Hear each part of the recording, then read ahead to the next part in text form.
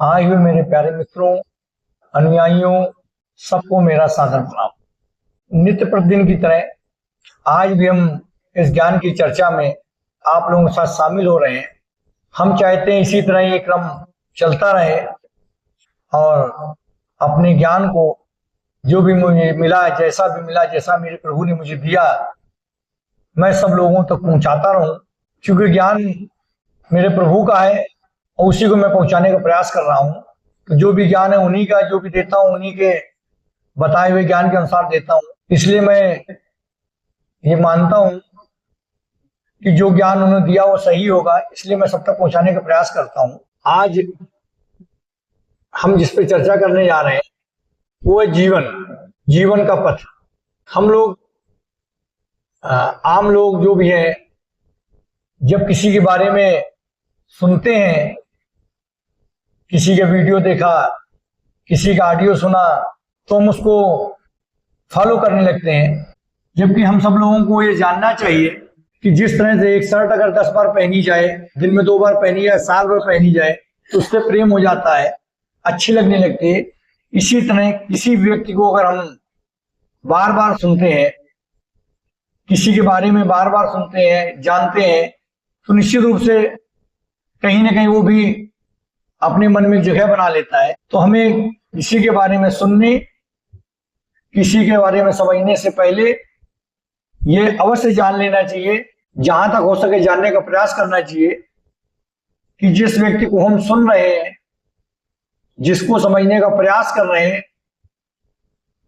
जिसको अच्छा मान रहे हैं, वो क्या अपनी उन कसौटियों पे खरा है जो एक अच्छे इंसान में सारी कसौटियां होनी चाहिए। क्योंकि किसी का अनुसरण करना बहुत अच्छी बात है, लेकिन उस कसौटी पे परख लेना कि वाकई क्या अनुसरण करने योग्य है, क्या हमको एक अच्छा मार्ग मिलेगा, या ऐसा तो नहीं कि अनुसरण करने से कुरीतियां या मन में भ्रम या गलत मार्ग तो नहीं मिल जाएगा।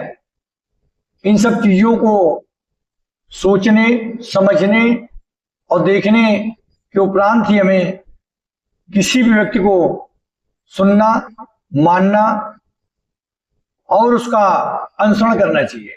इसीलिए आज ज्ञान की चर्चा के माध्यम से हम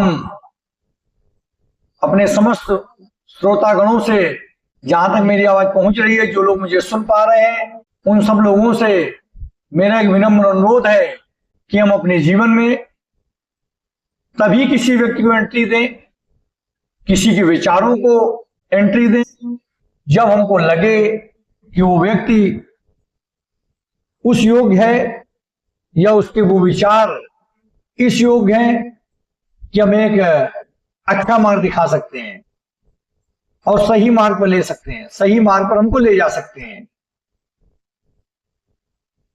अगर ऐसा लगे कि जिसको हम अनुसरण कर रहे हैं, जिसको हम सुन रहे हैं, जिसको अपने जीवन में महत्व दे रहे हैं और जिसके बताए मार्ग पर चलना चाहते हैं, अगर वो हमारी कसौटियों पर खरा नहीं उतर रहा, तो हमें बिल्कुल भी उस व्यक्ति को फॉलो नहीं करना चाहिए, उस व्यक्ति का अनुसरण नहीं करना चाहिए, उसके बताए विचारों पर नहीं चलना चाहिए।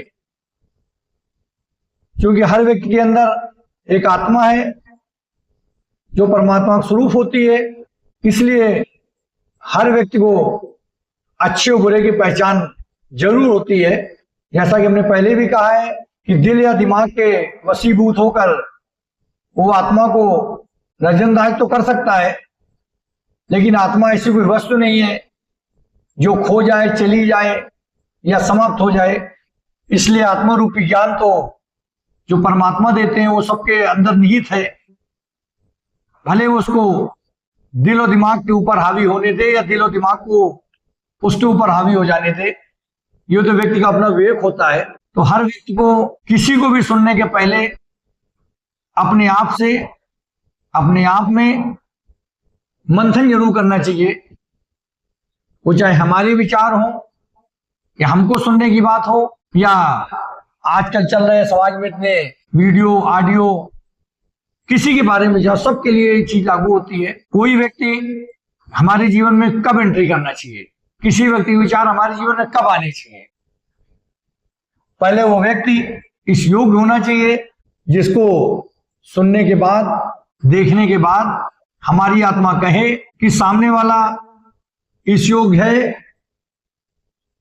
कि उसका अनुसरण करने से, उसके विचारों को सुनने से हमें अपने जीवन में एक अच्छी दिशा मिल रही है या मिल सकती है। अगर ऐसा हमारी आत्मा कहती है कि सामने वाले से हमें पॉजिटिव विचार मिल रहे हैं, अच्छी सोच मिल रही है, एक ऐसी दिशा मिल रही है जिससे हम अपने को एक अच्छी दिशा दे सकते हैं, तो सुनना बिल्कुल उचित है और सुनना चाहिए। अगर ऐसा लगता है कि उसका जो व्यक्तित्व है, सामने वाले के जो विचार है, ये हमें एक अच्छी दिशा नहीं दे सकते या हमारे लिए अनुपयोगी हैं या हम अपने मार्ग के लिए उचित नहीं मानते, या हमारी आत्मा कहती है कि ये उचित नहीं लग रहा, तो ना तो उसको सुनना चाहिए, ना उसका फॉलो करना चाहिए, ना अपने जीवन में सामने वाले विचारों को लाना चाहिए। ये मेरा मानना है। बाकी शेष तो हर व्यक्ति का अपना विवेक होता है, अपनी आत्मा होती है, वो अपने हिसाब से फैसले लेता है। लेकिन जहां तक मेरा ज्ञान है, मेरा ये विचार है कि हर व्यक्ति को किसी व्यक्ति के विचारों को, किसी व्यक्ति के व्यक्तित्व को अपने जीवन में उतारने से पहले उसको जांच परख लेना चाहिए, और जब आत्मा कहे ठीक है, अच्छा है, हमारे लिए उपयोगी है, हमको सही दिशा में ले जाएगा, तो उसका अनुसरण करना चाहिए, बिल्कुल करना चाहिए। इसीलिए आज हम अपने जीवन के बारे में आप लोगों के मध्य चर्चा करने जा रहे हैं, ताकि हमारे श्रोतागणों को हमारे बारे में पता हो और वो खुद विचार करें कि क्या हमें सुनना चाहिए। आज की चर्चा में हम अपने जीवन के बारे में बात करेंगे और अगले दिन की चर्चा में अपने आध्यात्मिक जीवन के बारे में और उनके उद्देश्यों के बारे में बात करेंगे। हमारा आप लोगों से विनम्र अनुरोध है कि आप हमारे जीवन, आध्यात्मिक जीवन और उद्देश्यों के बारे में जरूर सुने, समझें और अपने आप में मनन करें।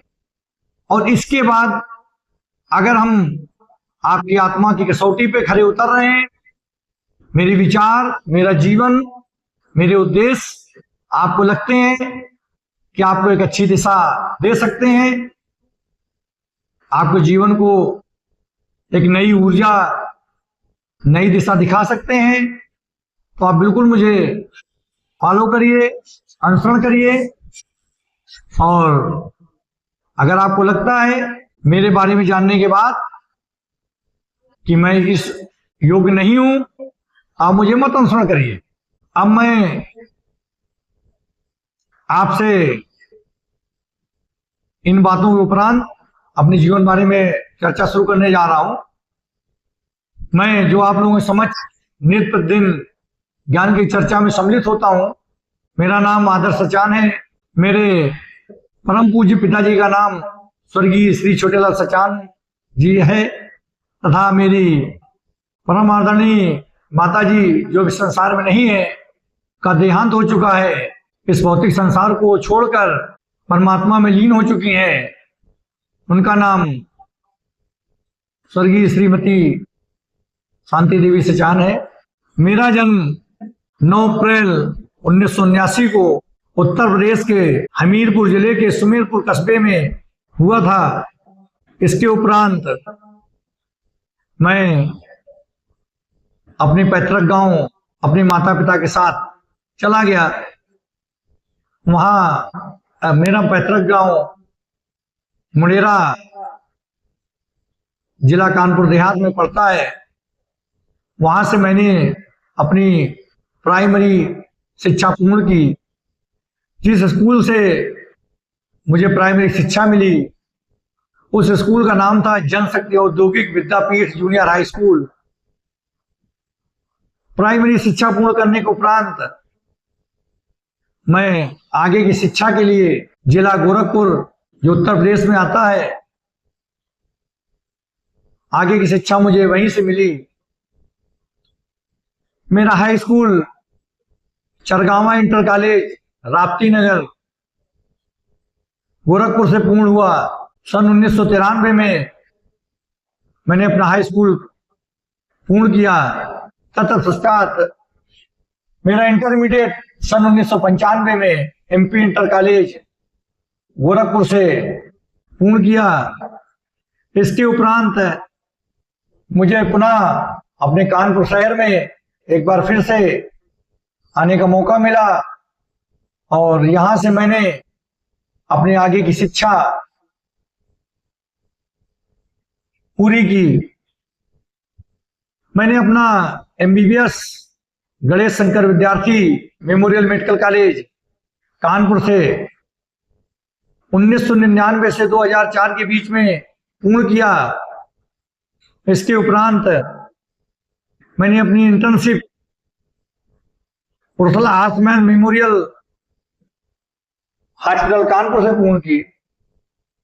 तत्पश्चात मुझे 1 साल की जीआरशिप करने का सुनहरा अवसर सैफई मेडिकल कॉलेज से अपने डायरेक्टर टी प्रभाकर जी के अंदर में सुपरविजन में पूर्ण करने का मौका मिला, जिन्होंने मुझे डॉक्टरी की बारीकियों के बारे में समझाया और बताया और कुशल डॉक्टर बनने की दिशा में हमें अग्रसर किया।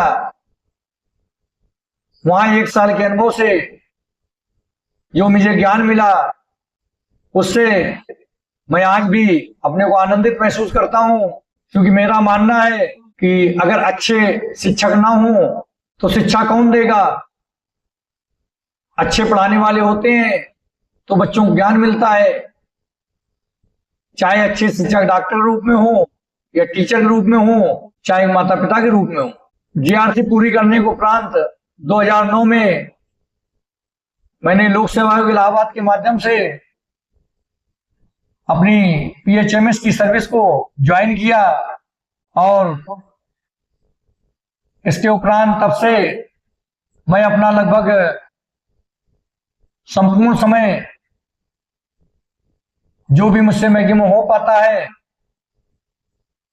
अपने मरीजों के लिए उनको अपना समय देता हूं, क्योंकि मेरा मानना है कि जो व्यक्ति परेशान होता है वही अस्पताल आता है और एक अच्छे डॉक्टर का ये उत्तरदायित्व है कि आए हुए पेशेंट की समस्याओं को सुने, समझे और एक अच्छे डॉक्टर रूप में उसकी सेवा करे। ये एक डॉक्टर का उत्तरदायित्व है जिसको मैंने बाखूबी निभाया, अपने हिसाब से मैंने बाखूबी निभाया, बाकी शेष तो पेशेंट ही बता सकते हैं। 10 जुलाई 2025 को मेरे मन में शांति धर्म का विचार आया, मेरे भोलेनाथ की कृपा से, जिन्होंने मुझे जीवन दान दिया, दर्शन दिया, ज्ञान दिया। उनकी इच्छा अनुसार मैंने शांति धर्म की स्थापना की और अब अपने डॉक्टरी कर्तव्य के साथ साथ डॉक्टर जो कर्तव्य हैं उनको निभाते हुए शांति धर्म के माध्यम से अपने श्रोतागणों को, अपने अनुयायियों को एक आध्यात्मिक दिशा में ज्ञान देने का प्रयास कर रहे हैं और उम्मीद करते हैं कि हमारे सुनने वाले जरूर कुछ न कुछ इससे हासिल करेंगे और अपने जीवन में कुछ बदलाव करेंगे। मेरे पिताजी बहुत ही स्पष्ट बोलने वाले थे। शुरुआती दिनों में वो थोड़ा सा उतने धार्मिक नहीं थे और बहुत ही स्पष्ट बोलते थे, सत्य बोलते थे, इसलिए अक्सर लोगों को उनकी बातें कड़वी लगती थी, लेकिन उनका मानना था कि जो जैसा कर्म करेगा वैसा अपने जीवन में फल पाएगा। और इसीलिए उनका मानना था कि इंसान को सत्य बोलना चाहिए, अच्छे कर्म करने चाहिए, और ऐसा ही उन्होंने अपने जीवन में किया। जीवन के बाद के कुछ वर्षों में वो बहुत ही धार्मिक प्रवृत्ति के हो गए थे। भगवत गीता को बहुत ही अच्छे से पढ़ते थे और अपने जीवन में पूजा पाठ को बहुत महत्व देने लगे थे, और उनका ईश्वर में अटूट विश्वास हो गया था। और अक्सर वो मुझसे धर्म के विषय में बात करना चाहते थे, लेकिन उस समय तक शायद मुझे इस बात का ज्ञान नहीं था और हमारी उनसे ज्यादा इन विषयों पर कभी बात नहीं हो पाई। मेरी माताजी बहुत ही धार्मिक प्रवृत्ति की थी, पूजा पाठ में विश्वास रखती थी।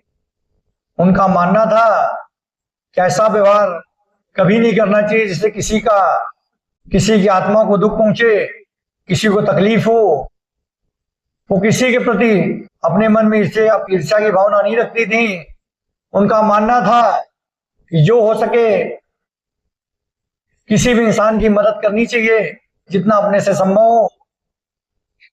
सबसे बड़ी खूबी उनमें थी कि उनका विचार था कि बेटियों को बेटों की तरह ही पढ़ने लिखने और समाज में सम्मान पाने का अधिकार मिलना चाहिए, और इसके लिए बेटियों को पढ़ाना लिखाना और आत्मनिर्भर बनाना चाहिए। इसी सोच के तहत उन्होंने अपने समस्त बच्चों और बच्चियों को एक समान शिक्षा दी और अपनी समस्त संतानों को एक सा राजपत्रित अधिकारी बनाया और समाज में एक उनको पहचान दिलवाई। इसके साथ साथ उन्होंने एक अच्छे शिक्षक की तरह, एक अच्छे गुरु की तरह हम लोगों में संस्कार दिए।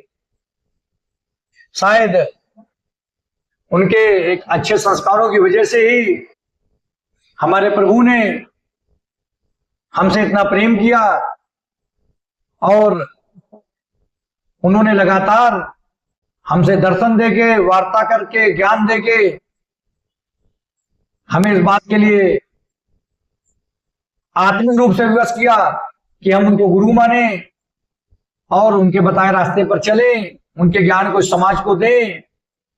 क्योंकि जिस व्यक्ति में अच्छे संस्कार होते हैं, जिस संतान में अच्छे संस्कार होते हैं, उसको माँ बाप तो प्यार करते ही हैं, समाज भी प्यार करता है और प्रभु भी प्यार करते हैं।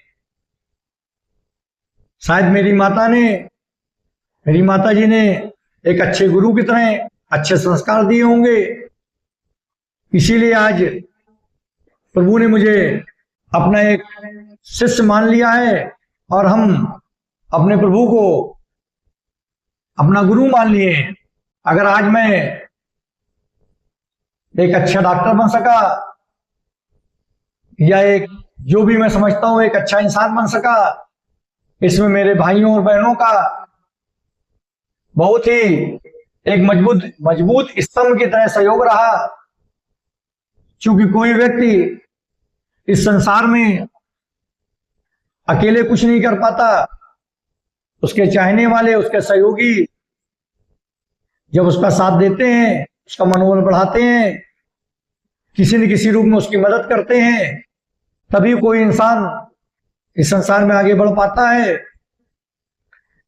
तो इस मामले में मैं बहुत ही सौभाग्यशाली रहा कि मेरे भाइयों और बहनों ने मुझे बहुत सारा प्यार दिया, बल प्रदान किया,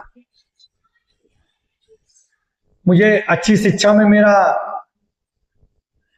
सहयोग किया, मुझे पढ़ाया लिखाया, इस समाज में कैसे रहा जाता है ज्ञान सिखलाया और एक मजबूत स्तंभ की तरह मेरा साथ दिया। इसलिए मैं अपने माता पिता, भाइयों बहनों और उन समस्त लोगों को जिन्होंने मेरी इस यात्रा में मुझे यहां तक पहुंचने में मेरा साथ दिया, उन सबको मैं तहे दिल से शुक्रिया अदा करता हूं और आशा करता हूं इन सब लोगों का साथ मेरे जीवन में सदैव बना रहे और मैं एक और अच्छा इंसान और अच्छा ज्ञानी व्यक्ति बन सकूं, क्योंकि किसी का ज्ञान कभी पूर्ण नहीं होता सिवाय ईश्वर के। इसलिए हमको हमारा प्रयास है कि जहां से जो मिले, जो भी ज्ञान मिले, अगर अच्छा लगे, सही लगे तो उसको जीवन में उतार लेना चाहिए। इसलिए मैं अपने प्रभु से भी ये विनती करता हूं कि हे प्रभु, जो आपने ज्ञान दिया, प्यार दिया, दर्शन दिए, आशीर्वाद दिया, ये ऐसे ही मुझे मिलता रहे और मैं अपने प्रभु के बताए रास्ते पर इसी तरह अग्रसर होता रहूं। इसी के साथ आज अपने माता पिता जो कि संसार नहीं है, उनको चरण स्पर्श करते हुए, उनको अपने दिल में याद करते हुए इस ज्ञान की चर्चा को आज यहीं पे समाप्त करते हैं और अगले दिन ज्ञान की चर्चा में अपने आध्यात्मिक जीवन और उनके उद्देश्य के बारे में बात करेंगे। ओम नमः शिवाय। जय भोलेनाथ।